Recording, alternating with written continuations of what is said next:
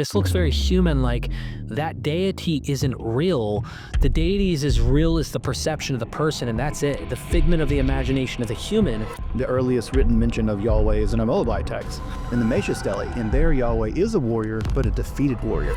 If I were to paint it in other ways, how many times did Baal get defeated? How many times did they, until they finally somehow, through whatever means... Ladies and gentlemen, welcome back to MythVision Podcast. I'm your host, Derek Lambert. I am sitting here privileged. I found this scraggly, bearded academic. At first, I'm like, I don't have a 5 on me, sir. And then he said, look, it's me, Justin, Dr. Sledge from Esoterica. And I said, oh, well then, if you don't mind paying me some of that knowledge, I'd like to know more about Yahweh. And so, welcome in person, in the flesh, to MythVision. Thank you, Derek. Yeah, it was hilarious. I actually was just like, my wife was coming down with the kids, and I was like, in Orlando, I think, Derek? So I just texted you. I like, jumped out of the shower. Now, while I was thinking about you while I was in the shower, it was a whole different story. Yeah, that's a whole nother, they got to pay for that. That's the OnlyFans. Yeah. But yeah, I was like, this works out. So I'm glad that we were able to just like literally just like throw things together and make it happen just in a couple hours. So I really appreciate it. I was shocked. You knew I was just going to get in trouble with Neil too if I go knock on his door and wake him up. His hours were off. And, I said, look, this is the opportunity we've been looking for. You and I have been talking about possibly meeting in person and doing some interviews. And we at least get a short one here right now until the future.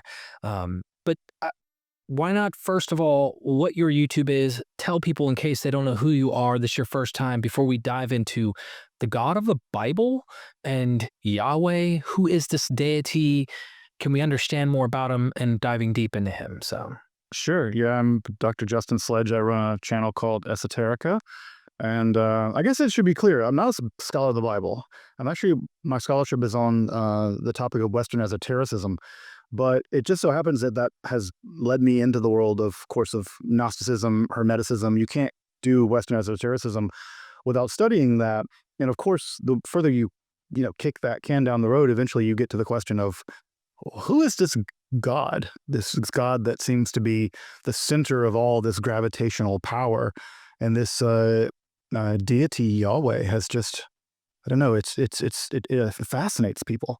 And I think one of the couple of highest performing videos on my channel have been on this deity. And on the one hand, I get it. I get why people are so fascinated, because in some sense, the three big religions stand and fall on the nature of this deity, right, Yahweh. But on the other hand, there's another part of me that says, why would anyone care about a relatively obscure Middle Eastern god? And so it always strikes me as interesting that that discussions around this deity are polarizing in a way that no one's getting their hackles up about the exact nature of Odin or Avalokiteshvara. I don't know. In the same way that the Yahweh seems to just electrify people. Yeah. What makes this God successful? What made him win in terms of the majority vote, so to speak, in people's minds? And we go back in time and we're looking for his origins, which still ultimately is a mystery to knowing where this deity was spawned from, if you will. I have my questions in my mind that I wonder, how much does Egypt play a role?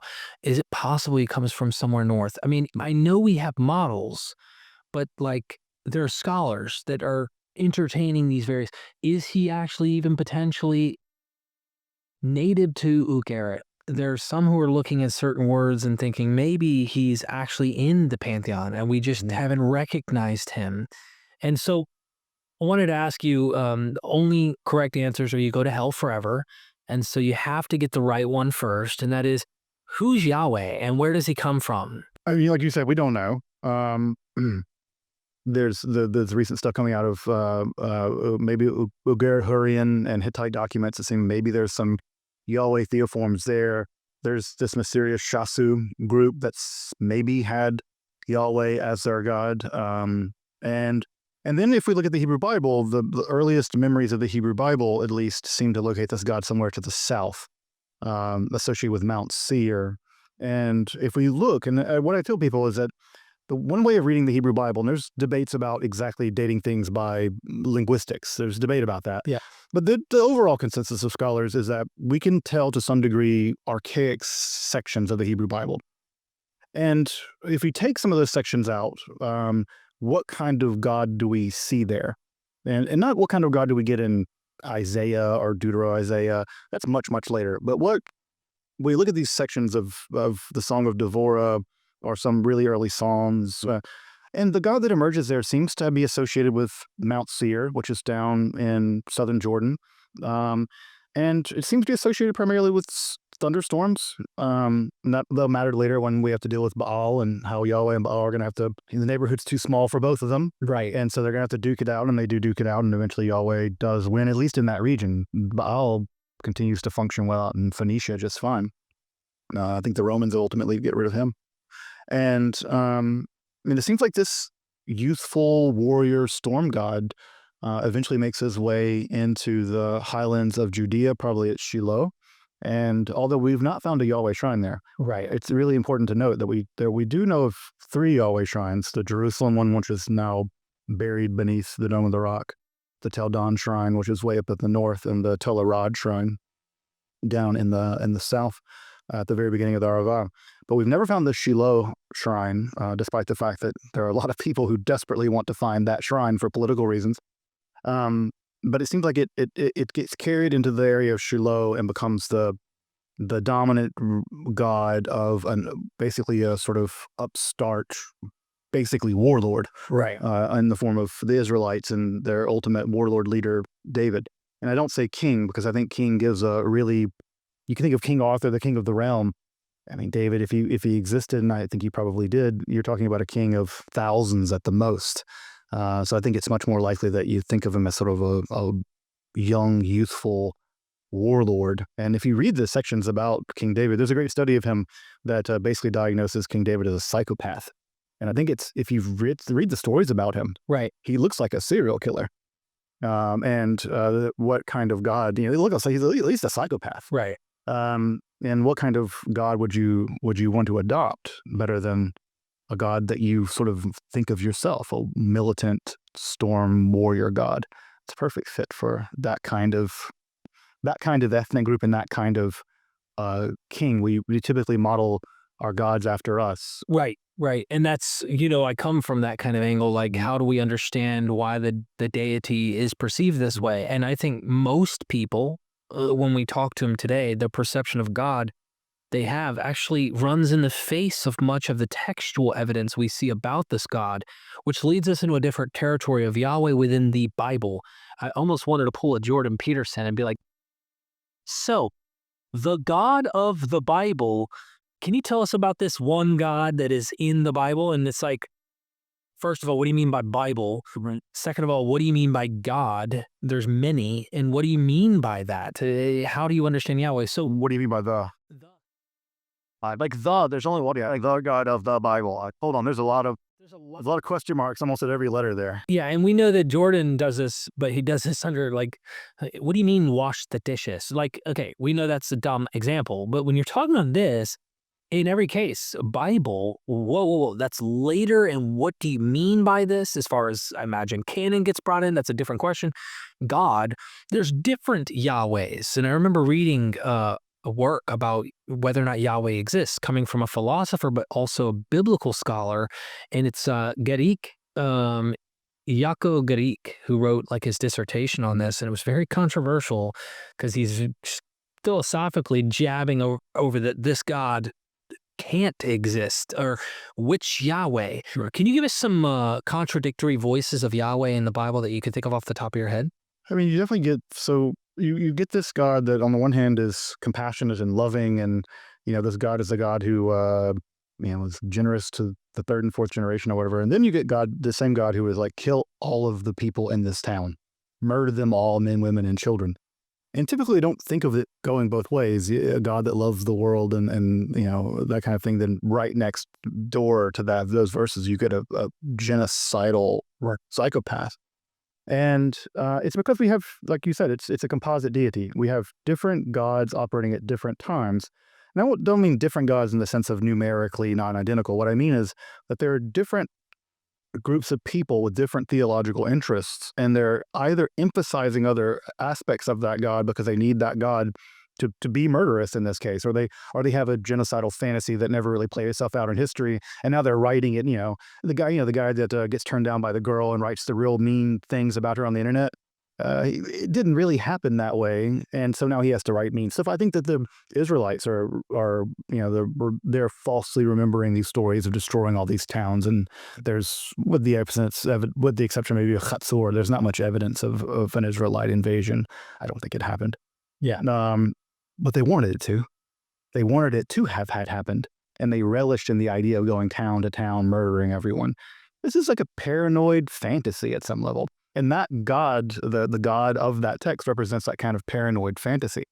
But I think that when you get the deity, when the Israelites, or maybe particularly the Amorites or something, or even the Judean kingship is much more stable, you don't need a psycho God killing people.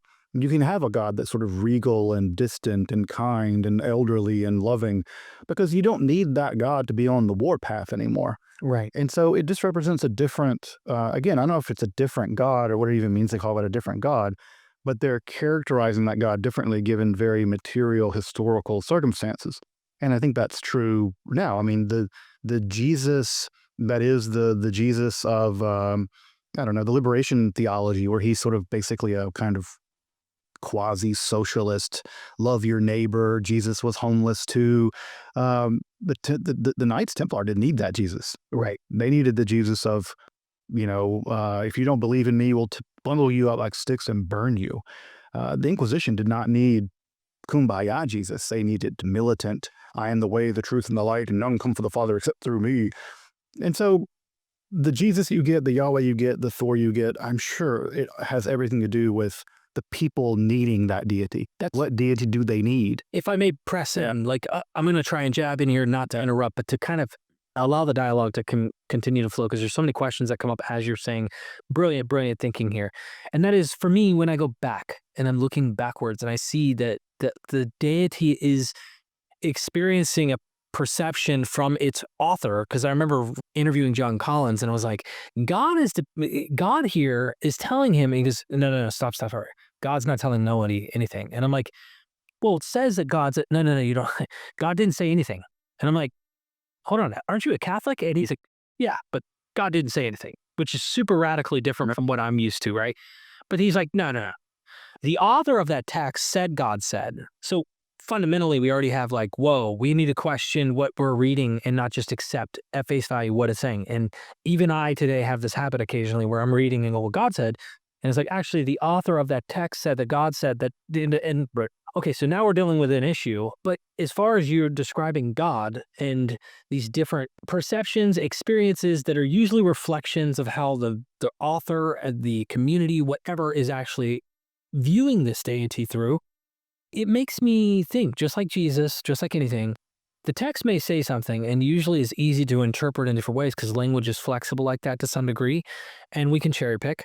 But also, to me, it looks so human. Mm-hmm. And when I say human, you could go the Spinoza route in a way and say, well, all nature and just existence itself in some way is deity.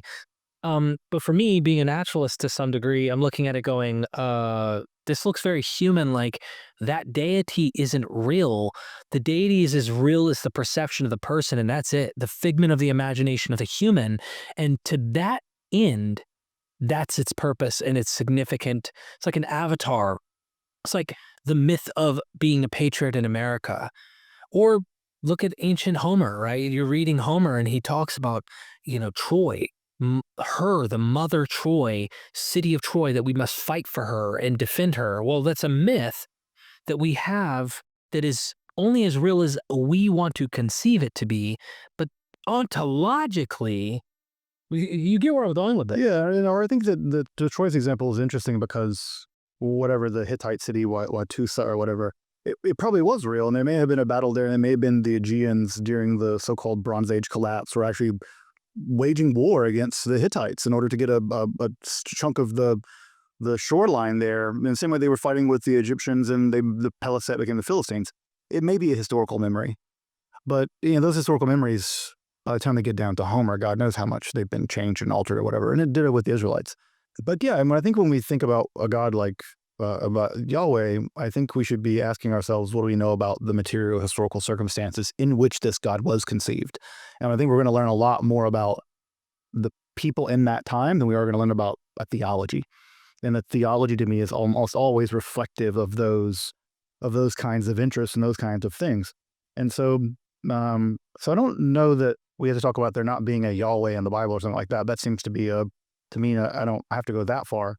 But I think that what we do have to admit is that the Israelite literature that survives, and we should include in that not just Israelite literature, the Moabite literature, because we do get a mention of the earliest written mention of Yahweh is in a Moabite text. In the Mesha Stele, and there Yahweh is a warrior, but a defeated warrior. And I think that tells me that not only did the Israelites conceive of their God as a warrior God, so did other people around them. And because you wouldn't brag about the king of the Moabites is not going to brag about beating up just any random god. It has to be a big badass storm god or something, right? Right. And the fact that many people say this, the first time Yahweh shows up in history, Yahweh is being defeated, and that's true. But that proves the point that when the Israelites conceive of their God as a warrior God, it seems to underwrite that point from the Moabite perspective, because of course they would only brag about their Chemosh God, who is also a warrior God, beating out the other warrior God. My dad can beat up your dad. It's that kind of theology. So I think that when we take the totality of that, we do get a composite vision of this deity. But that's because we have a composite society. We have composite authors. We have composite interests. The Israelites in the north and Judahites in the south are not going to generate the same kind of deity. And we can see that in the literature because they're condemning each other's religious practice, mostly the South condemning the North. We don't have a lot of Northern literature about the South because the North was prosperous and rich and didn't really care about what the poor, backwards Judeans were doing. Right. Even though the Judeans ultimately went out because they weren't destroyed by they were not as significant, it seemed. No, they definitely were not. They were a backwater. And it's not until they're destroyed by the Assyrian, the Northerners are destroyed by the Assyrians, that the Judeans rise to the prominence and ultimately carry the day, historically at least. Well, we can tell that the Judeans have a chip on their shoulder about the way the Northerners are conceiving of Yahweh. The Judeans seem to have this more aniconic kind of, at least you're depicting your God, Yahweh, wrong. Maybe they thought they were depicting their God correctly. And it seems like there is a difference, a theological difference, which isn't surprising. I mean, I walk into an African-American church, and I walk into an Ethiopian church, and I walk into a Catholic church, and I walk into a Protestant church. Look at Jesus' skin tone. It's like Xenophanes, the ancient Greek, The Ethiopians make their gods with the curly hair and woolly hair, and the Thracians make their god redheaded. Yep. And we're drawing our God based on us. And to think that the Israelites are doing something different than that, it's just, you would have to have some other prior dogmatic belief for that not to just be obvious. You may want to steer this into the underdog winning the war. And now that we're talking about a warrior deity, we need to talk about other attributes that come along the way as we go. So I'm hoping I can flow the path that we need to go in, saying he starts off as a defeated warrior in another text. So of course, they're going to flex and say, we beat this tribe up, therefore we beat their God up, because that was the ancient way. If your kingdom lost, it's because your God lost. It's pretty simple.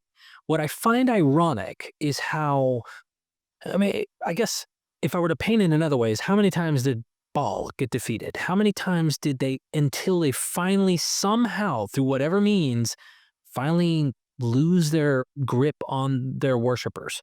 And what I really think is interesting about Yahweh is how, and we should discuss this and to kind of flesh this out, how no matter how many defeats, no matter how many shortcomings and setbacks that the Judeans and Israel had, whatever the conquering country was that kept beating them, they held on, dear God, don't let go of Yahweh, and rationalized through the trauma, through the how do we explain God not helping us this time, and then internalized it.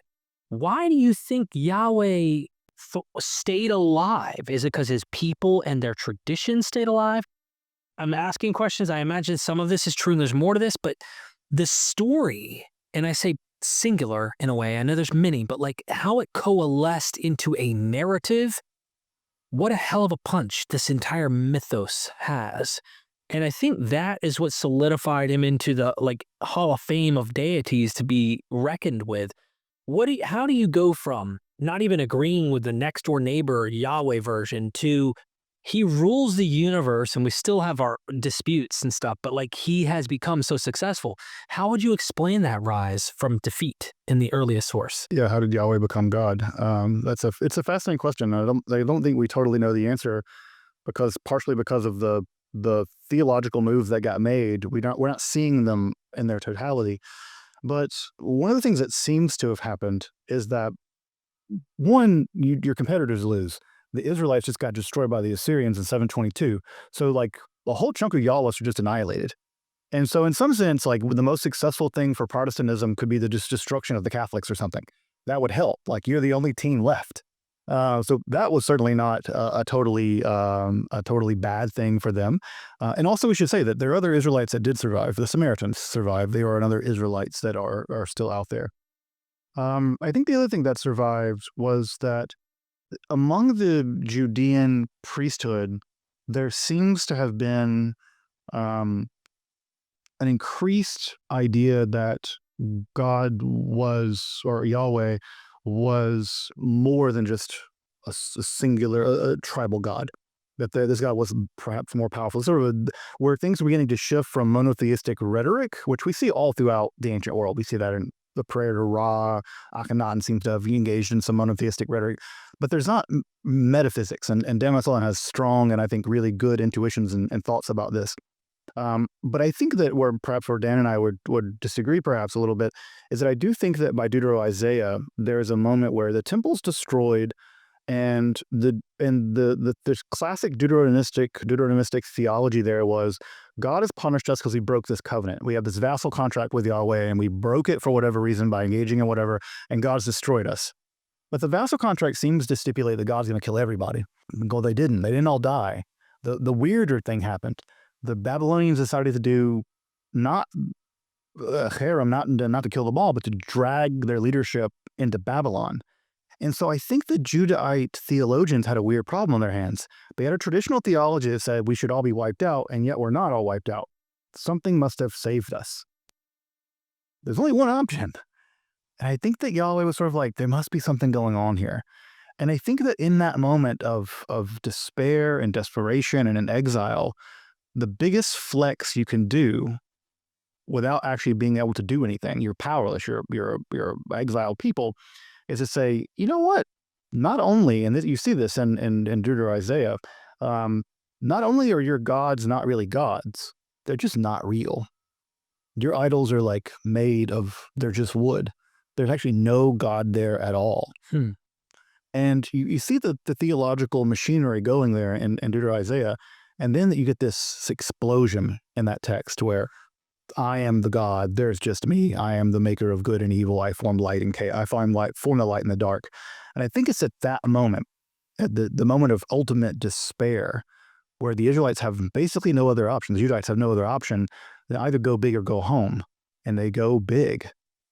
Yahweh is just the only gods. Your gods are not real. And then we get the conversion from monotheistic rhetoric to a kind of monotheism, an early proto-monotheism that still is not fully formed, and it's not the fully formed radical monotheism we'll get when those same Judahites will get the machinery of Greek philosophy to really articulate those ideas in a more radical way, and you come in contact with Platonism and stuff like that, and Philo and such. Right. But I do think there's a shift in those texts in Deutero-Isaiah, and Mark Smith makes this point that the monotheistic rhetoric is now shifting over to monotheistic theology, at least among some members of the elite. The authors technically pinning this and the group that might be associated.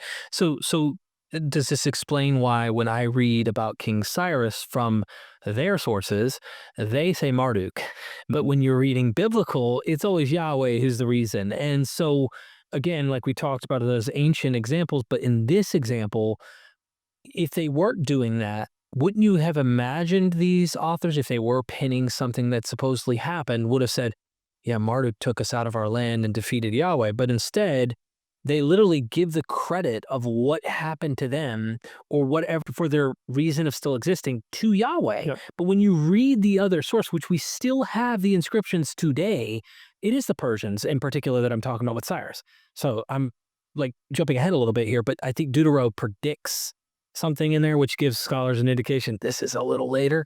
But they give the credit to Yahweh. And this is just before that syncretic kind of Hellenistic blending in the blender, and all these other attributes, like you said, the Platonic deity concept gets merged into Yahweh, and Yahwism and Zeus and various forms of God getting the new, different names. So like, And Zoroastrianism also coming in contact with the rise of state Zoroastrianism.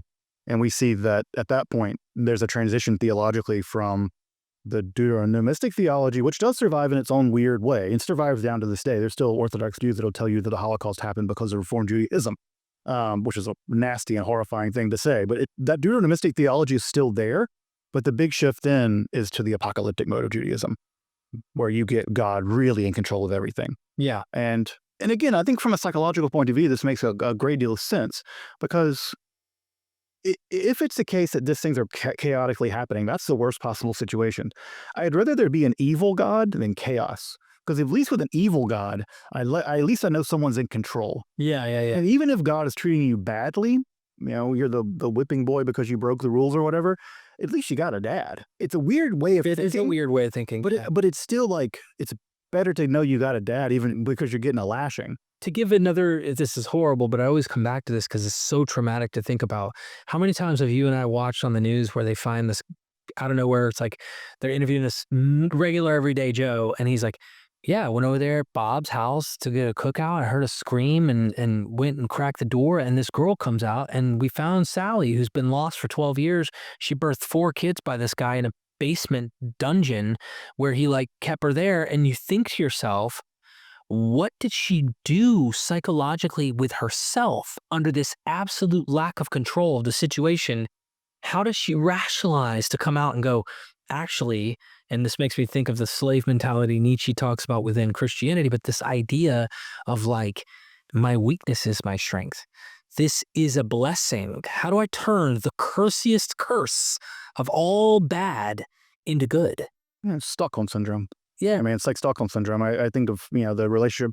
There's a couple theologians after the Holocaust that developed what are called the abusive God theology, where they make the argument that Jews' relationship to their God is like the relationship to an abusive partner.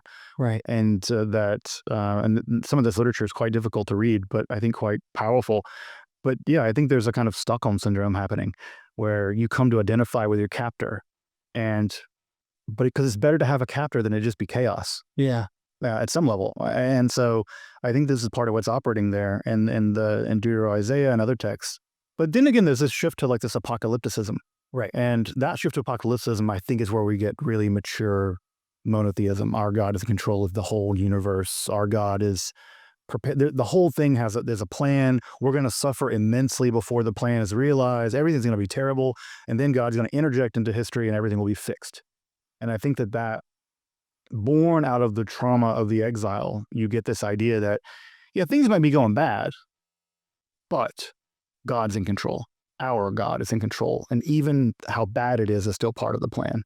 Right. And I think that kind of apocalypticism that emerges in the Persian period and really takes hold in Judea in texts like Daniel and the books of Enoch and even in the book of Revelation, which I would have argued that the book of Revelation is, to me, if I were living as a Jew in the first century, and I read all of the Christian literature that was floating around at that time, the letters of Paul and some Gospels and whatever, the Apocalypse of John would have been the most recognizably Jewish text. Right. Clearly. I was like, oh yeah, Jew wrote that.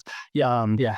There's some Greek stuff in there, but a Jew wrote that. I mean, for sure. he literally says in there too, I know Jews enough. They'll be like, yeah, and they call themselves Jews, but they are not Jews. Well, a Jew would say something like that, like clearly. Synagogue of Satan, all that. Yeah, exactly, all that stuff. Yeah, and so I think that's where the big shift goes, and it's that point, and I think I've made this point in other cases, that Israelite religion, Israelites went into Babylon, and Jews came out. There's a fundamental shift in the theology, the fundamental shift in the identity.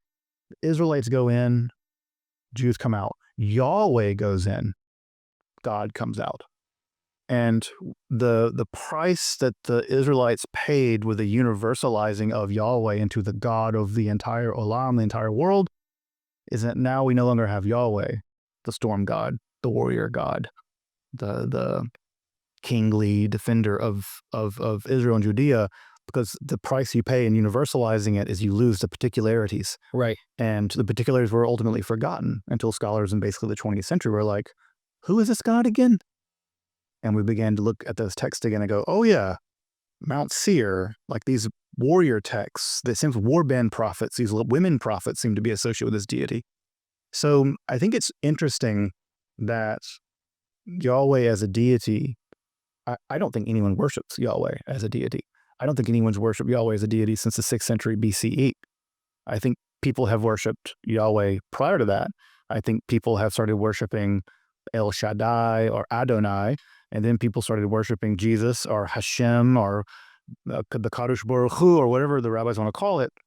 But there's a mythological continuity, but under the hood of that has been extreme dynamism. And I think Yahweh has not been worshipped. Because how would you worship Yahweh at a shrine of unhewn stone that's, a meter by a meter, and you burn animals and incense to this deity and then go fight combat against the other Chemosh? Yeah. That doesn't exist anymore. Hasn't existed since almost the middle of the Iron Age. So I think Yahweh is Yahweh as the deity that originated has been long since forgotten, hasn't been worshipped by anybody in quite some time. Isn't it fascinating how humans have evolved these ideas, these gods, to where they no longer are what they are? I want to shift topic to his body, this idea of the body. And I've read a few different books. There's 4 or 5 different books when I was going back to do a little touch up, because I did a documentary where I was talking about Francesca Stavrakopoulou's book, God and Anatomy. And it's more popular level, though there is a lot of footnotes. If you go and actually check those footnotes and then evaluate her sources, you'll see there's some really good stuff here. She's a fantastic scholar. Yeah. Absolutely. Love reading her stuff. And Benjamin Sommer and others who've written on this, showing, yes, you could almost say God has bodies. Because again, we were talking about the Bible and Yahweh. Well, it's not a single deity. There are variations of this God. And what are we talking about? If we're using, various sources too, some you have priestly, and then you have other sources, and I'll just leave it priestly and others, because I know that there's disputes over that. Yeah. That's a whole nother ball of wax, right? Yeah. Don't even want to get lost in there. Again, would we view this through the same lens of suggesting God not having a body? Thank you, Plato. Thank you, those philosophers. It clearly has a body even before the exile. And it takes a long time for the body to disappear, because you reminded me when you said people haven't been worshiping Yahweh since the 6th century BCE. I love the way you put that in the most rigorous sense of what that entailed. But her final chapter, the eulogy, is the God is dead. And she goes to explain, and you buried him. She almost does this, Yishian saying, yeah, the madman. Yeah. She says that, you have buried him. You have taken away his body. You've taken away his functions as an actual deity in the mind of the ancient worshiper. And you've made him so abstract, he no longer is even important. I think that's probably true for some really highly cerebrally inclined theologians. But I think that Christians who worship Yahweh indirectly through the person of Jesus focus intensely on the body of Christ. I mean, it's no way to walk into a Catholic church and just a dude nailed up there at the front of the building. And the idea of being crucified with Christ, medieval Christians took that very seriously. I mean, they really suffered immensely and really contemplated the fleshy reality of Christ. So in the one sense, I think that the disembodiment was quickly, that vacuum of that was quickly filled with the very embodied reality of Jesus, for especially for medieval people and Catholics. It also for Jews never went anywhere. The Jews right after all this stuff with Merkava mysticism clearly imagines God sitting on a throne, and you can sit there too. And part of what you achieve in the Merkava mysticism is that you are able to literally see the body of God and then measure God like a tailor, where you're measuring the exact dimensions of God's 11,450 parasang beard and his long weird fingers and giant head and toes and things. And some of this was popular enough that Menachem Kellner's made the argument that Maimonides wrote the Guide that Perplexed precisely to argue against this idea, because that Maimonides, being this hardcore Aristotelian, hated the idea of God having a body. Right. But clearly there were lots of Jews who were literally having mystical experience where they're measuring the divine body, literally measuring it down to a unit of measurement of the parasang. And then, of course, we can go to the Kabbalah in the 13th century, where the Maimonideanism was all the rage, and people were, being these hardcore Aristotelian Jewish philosophers. And these Spanish and French mystics were like, no, God has a body. And here it is. It's this sphirot. It's these 10 sphirot. And this is God's phallus, and this is God's vagina, and this is God's arms and face. And here's the part of God's brain that's connected to this part of God's beard. And they go on and on for this for hundreds of pages in the Sefer Zohar. And that text becomes canon in Judaism. It's canon. Orthodox Jews accept it all over the world. Sefer Zohar is Zohar Kodesh. It's holy Zohar. You read it, people memorize it even if they can't understand it. And so I think that on the one hand, yes, for some intellectuals, God lost God's body. But on the other hand, I think for lots of other mystics, and I think for the common normal people, scholars are abnormal, but for normal people, the vacuum of God's body, if we're just reading, I don't know, Tertullian or Augustine or Thomas Aquinas, we get some abstracted thing. But I think that those guys are not representative of the population, because when we look at the population, the adoration of the physical body of Jesus becomes a huge thing in the Middle Ages, and depicting his suffering in, I mean, such vivid detail that I've had YouTube tell me that I cannot show images of the crucified Christ from the Middle Ages because it's too violent depiction of torture, and they've demonetized videos. So I'm like, it's so graphic. In its bodily horror, Jesus is green and bleeding everywhere, very graphic. So I think that human beings rightly have an allergy to the abstract. Certain smart people who are very abnormal are very at home with it, like me. I'm a very abnormal person in this regard. But normal people, they want their God fleshy and touchy, and they want to feel him. That's why I think the Marian cult is such a big deal in Catholicism. I think that's why the depictions of Jesus is so fleshy. I think that's why Shior Koma mysticism emerged in Judaism and flourished in the Kabbalah. Because I don't think that we've gotten past God's body. I think we still crave to cuddle with Christ, cuddle with God. And God, my goodness, if you read the poetry of the Middle Ages, people like Heidegger, they describe Christ coming into their beds at night and entering into their body. Erotically, and you're hey, lady, I know you're celibate, but I gotta give me some of that celibacy. Right. Whew, that's some hot celibacy. Because I don't think embodiment's fundamentally gone anywhere. I think it only goes somewhere for abnormal, abstract theologians and philosophers. I think normal people. I don't think it's going anywhere either, because I think humans, again, are the ones modeling it, not like they're intentionally modeling it. It's God feels like a mirror that every move you make in adjusting yourself, you think you're moving God, but it's really you. And it's almost unconsciously aware of how you're viewing your deity. It's a funhouse mirror. Yeah, it's like a funhouse mirror, I think. It's literally a funhouse mirror, and it's always going to be a reflection of you, and every group is going to constantly evolve. And it's ironic to see how the brain works when they see clear text that seem to say certain things, and then certain groups will just double down. Yeah, well, that God has a right to do that, or whatever horrific thing is described.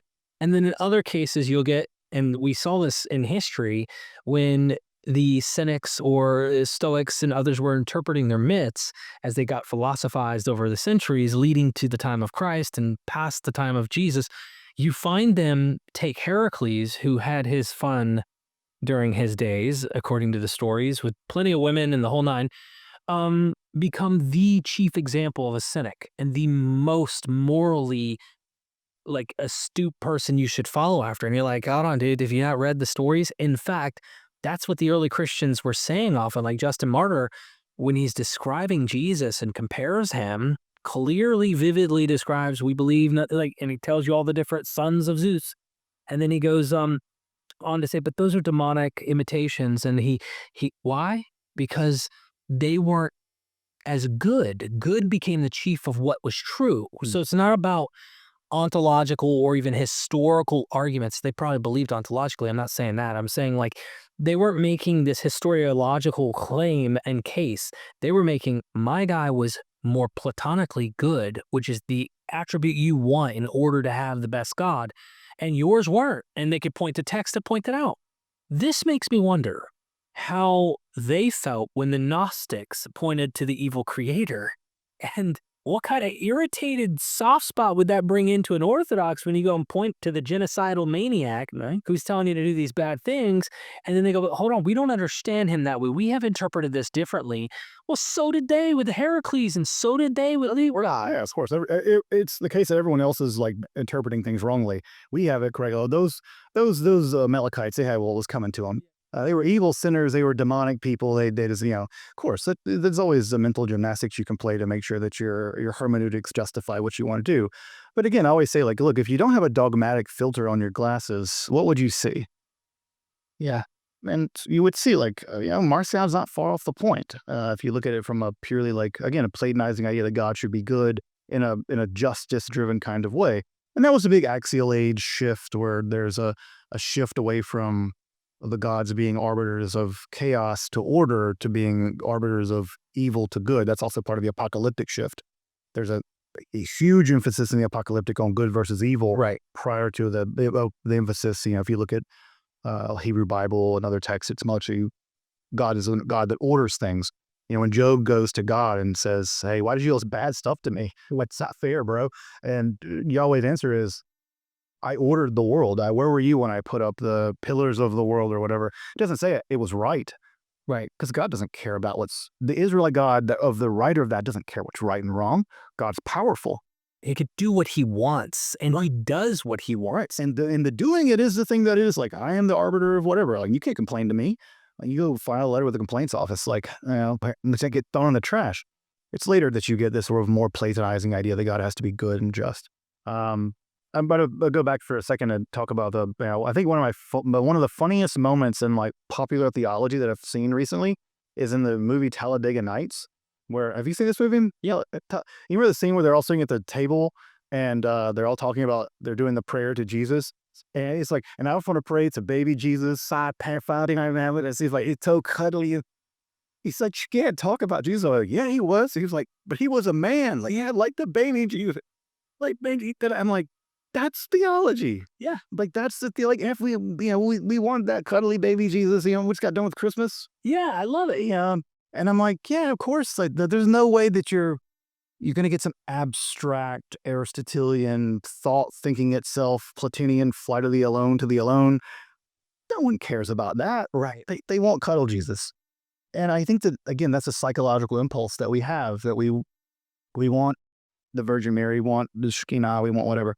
So I think that the question of divine embodiment, just to go back to that, to me, that's a very instructive, that scene in that movie is like, again, it's silly, but also, Freud says that jokes are very serious things. Right. In that joke is revealed a very important theological point that some abstract bro Jesus risen from the shining body, yeah, that's cool in a way, but we want baby Jesus. So like, yeah, I like that 5 pound of success. So I want you, the final question I have is to have you dissect me for a second, or kind of, I want to internalize the critique and just to tell you my struggle. I was a fundamentalist, radically like delusional, if I'm being absolutely honest and my own self-aware, believed, I really, really thought, end of world, Jesus is coming back. I need to be as good as I can. I could only be as good as I could. I prayed. I tried to stop, with the lust of the flesh. I tried to fight like the best I knew how with all the mechanics. And it was so futile and honestly draining and extremely traumatic, the way I treated myself with my religion. MythVision is birthed. It's birthed through a theistic worldview of God as bigger. It becomes the universal concept, except I went beyond just my named deity. It was God was all, and it really, these other religions are kind of like the 6 wise men of Hindustan, to learning much inclined. They went to see the elephant, though all of them were blind. And all religions are really telling you somewhat of the truth. They are kind of giving you also their own little cultural tastes and flavors and appearances. But then from there, I started learning more about science, learning more about natural world. And I started to evaluate that and go, okay, hold on. This comes back to philosophy in the way, in the sense of how do I make sense of this? What makes the most sense? Which position? So Chip becomes on my shoulder and recognizing like this God that you guys are believing in, the one that I used to believe in, there's no way that that makes the most sense. So I go on this mission and I combat with apologists, and I've gone back and forth to this day. And I feel like I'm kind of doing to myself what I did to myself as a fundamentalist, and that is get so caught up in combating bad ideas and trying to help people find freedom and being able to enjoy these things without the dogma.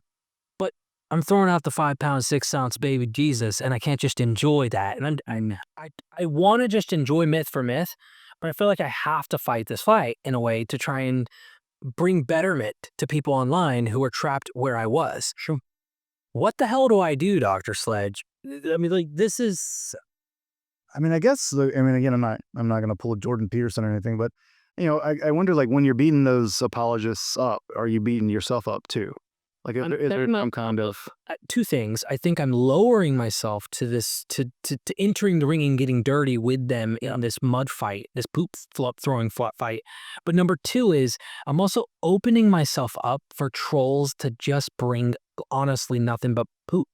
It's really more stress, I think, for myself at the end of the day than it is me carrying on, just bringing great scholarship and enjoying the depths that can be explored in the world. Like, I think looking back when I'm old, I'm like talking myself through this with you, right? Like, this is therapy. But like, seriously, I'm going to look back when I'm 60 and I'm going to go, I wasted 10 years talking to people who did not want to know. They weren't really, they had a conclusion. They drove for that conclusion. That was their entire thing. Whereas they don't really want to like live and explore the nuances of the world and what there is in the ancient material, the myths, the stories, the legends, the depth in the story of Joseph, the depth in the story of Jesus, and appreciate it, but not with the you must believe or go to hell bullshit dogma that comes along with it.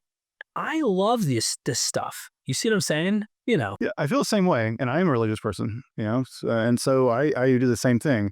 It's funny because I don't get asked by apologists, Christian or otherwise, to like debate with them. I don't. They, whatever reason, they don't seem to really care about what I do, or they don't tell me they do. I guess I'll say a couple things. The first thing is, I think there are ways of appreciating the myths as myths, and I often say that I take my religion very seriously because I don't take it literally. Right. If I took this literally, then I couldn't take it seriously. It's just, that's not or another way of putting it is like, it's one thing to play Dungeons and Dragons. It's another thing to think you're an elf.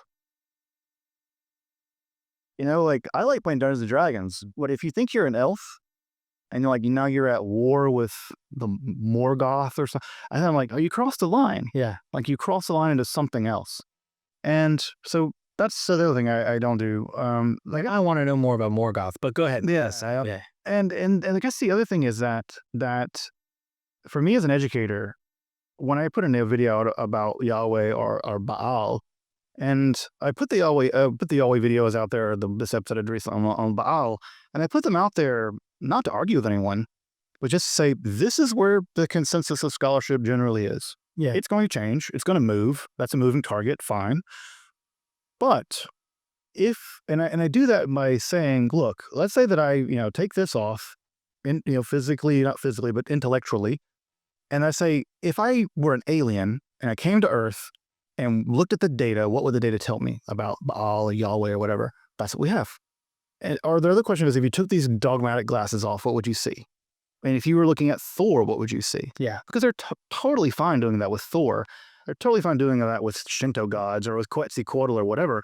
And my point is always, everyone's great about doing historiography of the gods until it's their god. Yeah. And then it's pearl clutching time and underwear in a wad and how dare you historicize this and how dare you think that Jesus was thrown into a mass grave or the Yahweh is just some storm god from the southern Jordan.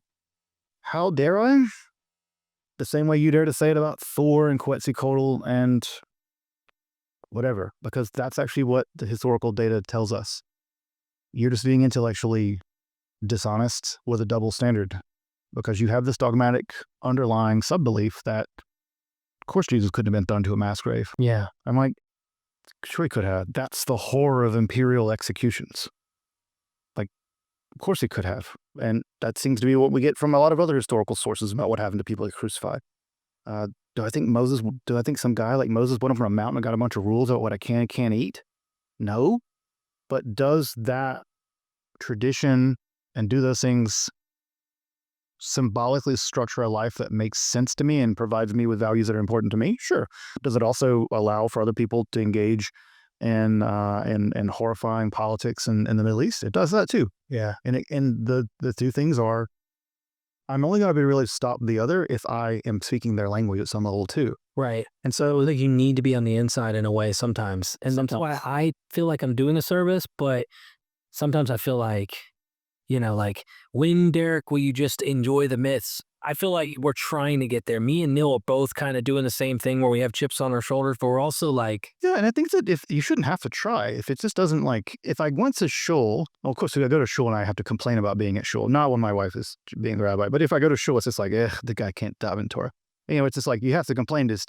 But underneath the complaints, is that I'm there. And I'm there because there's something about this that means something to me. And I don't have to do anything. It just does. And I think that we can't really force it or induce it. And I don't think it's the classic sort of sensus divinitatis, a sense of the divine or something like that. I don't think it's that. I think there's something aesthetic about it. I think there's something about the tradition. There's something about the psychological comfort involved. There's something about the way that, and perhaps in a Jungian sense, that symbols structure reality for human beings. And they happen to structure it in a way that makes sense to me. And I can't say that's going to be true for you or true for anyone else, or even that two Jews have the same sets of symbols, even though they seem to be talking about the same sort of things. So for me, the question of how I navigate the relationship of scholarship and religion is that they're functioning in totally different ways. And because I don't take the myth seriously, or I don't take the myth literally, Right. Literally. I don't need the data, the historical data, to back up some position that, these 7 cities were definitely destroyed by Joshua at this time period. I'm like, I don't need that. Play a completely different role in your life. And I feel like that's what's happening to me. Look, I didn't know much about Dionysus, for example. And the more I started exploring this god, which you think is only for drunkenness and revelry, there's a lot more complexity. I see a lot of Christ in Dionysus. I see a lot of Jesus-y stuff in Dionysus. And I think to myself, damn, who else has some of that? And there's other people who have these kinds of things. And I can appreciate the lessons. It sucks that the people who are trying to monopolize the narrative or monopolize the stories want to have this kind of rhetoric where it's attack and it's being used in a very political way, but also social way beyond just politics. It affects people. And it was traumatizing to me, even in my own mind. The bite model applied to me just from the Bible itself. I didn't need a guy shoving it down my throat. Just reading it and taking it so literal was enough to traumatize me and to be in my own little brain cult where I was stuck in this trying to understand it. So I feel like I'm still processing and still kind of coming out of all of it and trying to figure out how to work it in my own life today. Right. I think it's because people don't know this stuff. I mean, how many people have read deeply into the cult of Dionysus? How many people have even read the little gold, tablets that got you the keys to the underworld? I bet you can count on very few hands the amount of people in the world that even know those exist. It's just, and this is why the work you do is very important. That's why I hope the reason the work that I do is important. Yeah. It's because it's not a question of why does someone believe the things they do. It's often the case that I think they believe things not because they've actually gone to the buffet of what is actually available into scholarship or in religious diversity and then chosen to be a fundamentalist. It's because they actually don't even know that there is an outside. But there's there's this whole interesting thing about Bacchus and Dionysus. There's this whole Merkava mysticism stuff. There's this whole world of of Hermetic and Gnostic people over there, or that we now can read the Bible and see that there's stratigraphy in the linguistics. It's not because it's not because they've gone to the buffet and picked the thing they want to eat. It's because the thing that they think exists is this zero thing, or they've been spooned just this one thing. Right. And so my task is not to disabuse someone of their faith. I don't want to do that when I make a Yahweh video. I want to at least let people know who do worship this deity, at least in some respect, that you've been told this story, but there's this story. Right. And this story is not meant to, I'm not there to try to deconvert you or disrupt your faith, but you should know the story's a lot bigger than you think it is. And if you want to keep believing in this, you need to have a reason why all of this is wrong, because it's conspicuous. Man, when you see Baal being worshipped the same way that Yahweh is worshipped, you're like, oh, you've been told a story about this God was a God of child sacrifice and how evil this God was. When you actually go look at the Ugaritic stories, Baal defeats death and lets the earth be agriculturally rich. Yeah. My God, they're sacrificing kids too. They did sacrifice kids to Yahweh, though. We do know that. Yeah. I mean, they did sacrifice kids to some version of Baal, and so certainly in Phoenicia, Carthage and stuff. But yeah, it's just, to me, it's the educational question is this one of taking what is often a very narrow scope. And you and I both know the level of religious literacy in this country is appallingly low. Very bad. Appallingly low. And so insofar as the work that you do and the work that I do, it's just about putting more stuff on the buffet. And hopefully people will make decisions that are intellectually rich, intellectually sharp, intellectually honest. And I don't think that at the end of that process, you're left bereft of meaning. You're left bereft of symbolism that matters. You're left bereft of a spirituality. But it does mean you're going to have to earn it. And I do think that that's a thing that everyone should have people who take the religion seriously should have to earn it. And I think part of earning it is working through all of that material. And if I met someone who's, think of, let's say, like John Collins, he's a pious Catholic. He knows the material backwards and forwards. He knows Apocalyptic. He knows all this stuff. And he's like, yeah, I'm a Catholic. I'm a complicated Catholic. And I can respect that to no end. So I'm a complicated Jew. I think of other people who are very complicated Christians. But I think I look at those guys as role models for me. And I'm like, you earned it. Like, it's difficult to you to get to there and take communion, take the Eucharist. But that difficulty is actually, to me, a sense of deep spiritual piety underwritten by a deep intellectual honesty. And my God, what's more respectable than that? Ladies and gentlemen, become like us, if you will, and try and take this exploration. I mean, you be more like him than me. But I really do appreciate this conversation. This has been fantastic. We gotta do this again. I'm sure there's a million and one things we could talk about, but my time is up. And next up is Neil from Gnostic Informant. So be sure to support Esoterica. You can join the Patreon. You can join our Patreon. If you like what you're hearing and you want to see more exploration on ancient ideas, I just think ancient, they affect us today, but you can support these kind of channels and the work that we're doing. So I thank you so much for your time. And any final words from you? Yeah, the thing you said about the past, William Faulkner, a fellow Mississippian, famously said that the past isn't dead. It's not even past. And we're living in the past, whether we like it or not. And educating ourselves is it's like living in a house that you choose to not know anything about. It's just a bad idea. You're going to fall down the stairs. You're living in the past, whether you like it or not. You got to get that education, and the work you do and work that I do, folks got to support it, because it's not, we're working hard and we can't work for free. Nope. And so support this work. I think we're doing the work that the university system is failing to do, which is provide basic religious literacy to the American population and to the English-speaking population. And I really commend the work you do, Derek. Thank you. Thank you, brother. Yeah. Never forget, we are MythVision.